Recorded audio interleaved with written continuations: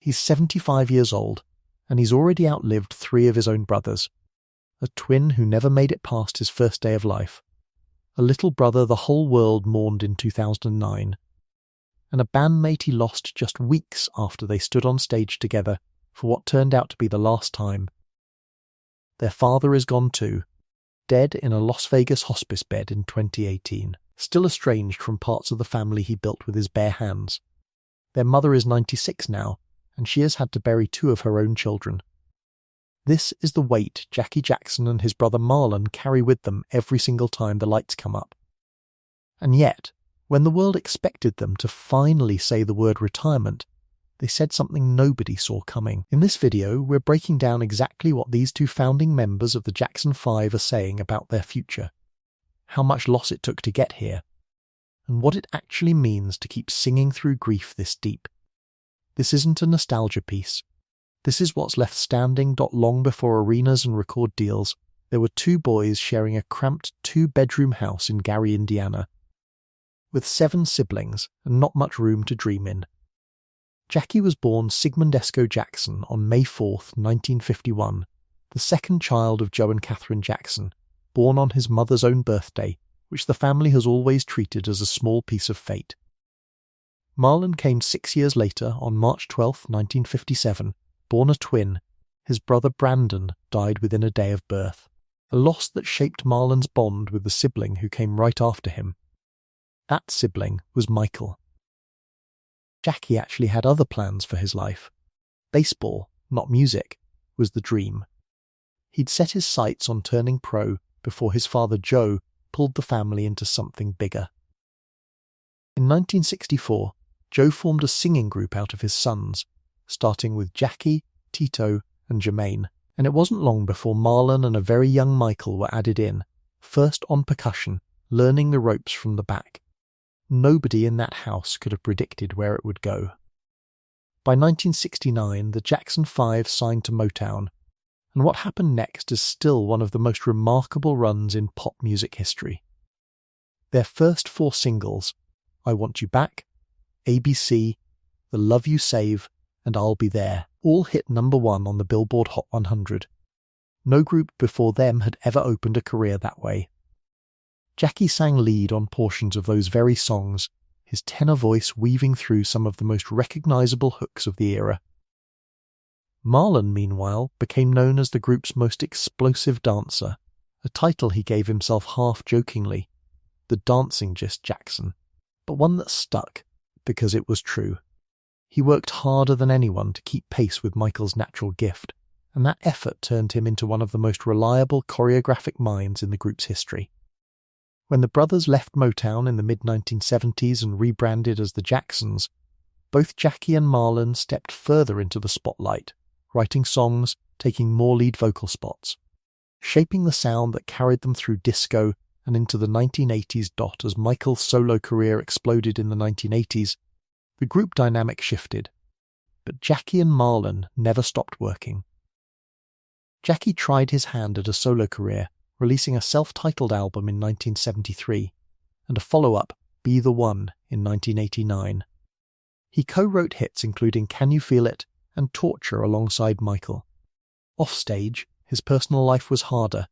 3 marriages, the first a difficult one to Enid Span that ended in divorce, followed later by a marriage to Victoria Triggs, and eventually a 3rd marriage to Emily Besselink.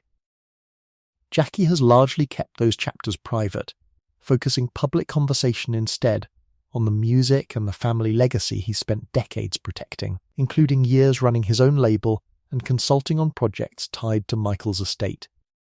Marlon took a different path outside the group.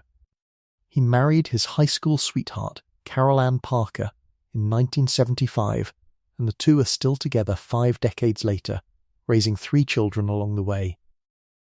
Marlon built a business career alongside his music, founding one of the first minority-owned cable networks in the country in the late 1990s, and today runs the Study Peace Foundation, an organization dedicated to promoting unity in communities worldwide.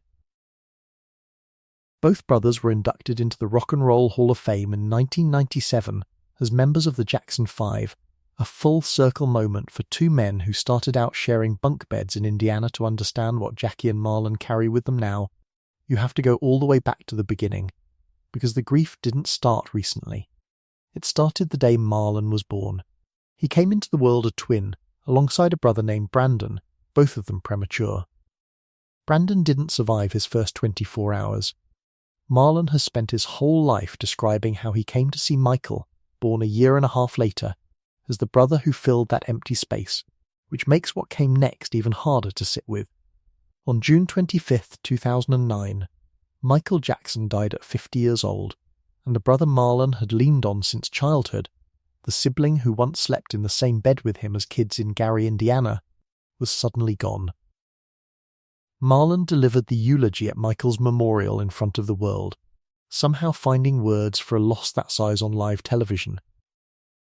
Then came their father, Joe Jackson, the man who pulled his sons out of a 2-bedroom house in Gary and built an empire on their talent, died in a Las Vegas hospice in June of 2018 after a battle with pancreatic cancer, just 2 days after the anniversary of Michael's death. Their relationship with Joe had never been simple. Years of estrangement, allegations of abuse the brothers had spoken about publicly. A complicated love that never fully healed before he was gone. And then, in September of 2024, the loss that changed everything for the group itself. Tito Jackson, one of only 2 original members who had performed almost continuously across 6 decades alongside Jackie, died suddenly of a heart attack, just weeks after finishing a tour with his brothers. There was no long goodbye. He was there, and then he wasn't. Through all of it, their mother Catherine has had to keep living. Now 96 years old, she has outlived a husband and 2 of her 10 children, and she carries her own private history of hardship. She contracted polio as a small child, long before any of the fame arrived. To watch Jackie and Marlon perform today is to watch 2 men who have essentially buried their entire immediate family, save for a handful of surviving siblings, and still choose night after night to stand in the spot where all of that history lives. This is where the story turns. Rather than stepping back, Jackie and Marlon chose to keep going, and when they talk about why, it isn't about money or legacy management, it's about the audience in front of them.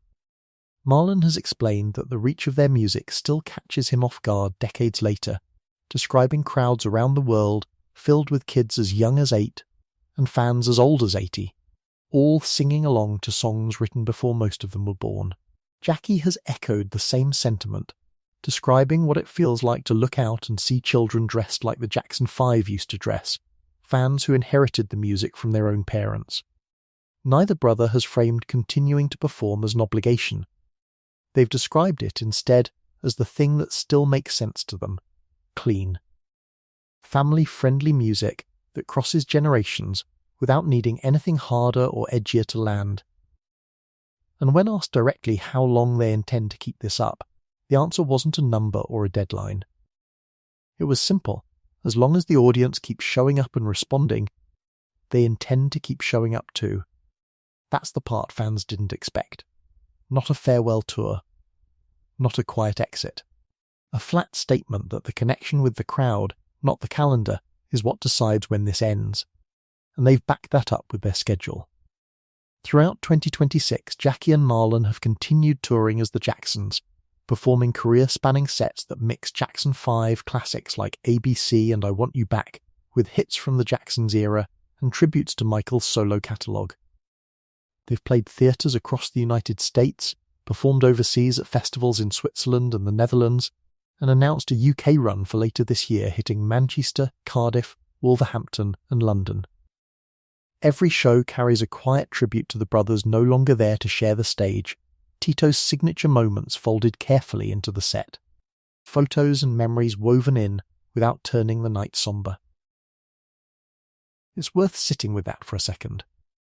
These aren't young men chasing one last payday. These are 2 brothers in their 70s, one of them 75 years old this year, choosing week after week to put in the physical work of a full stage show, because retirement was never really the plan. Jackie and Marlon Jackson didn't build their legacy by clinging to the past. They built it by refusing to let the story end where everyone assumed it would. 2 brothers out of 9, the last performing links to a group that changed the sound of American pop music forever, still choosing the stage over the sidelines. Not because they have to. Because the audience is still there, still singing, still showing up. And as long as that's true, so are they. If this story surprised you the way it surprised us, hit subscribe, because there are more untold chapters from music's greatest families still waiting to be told.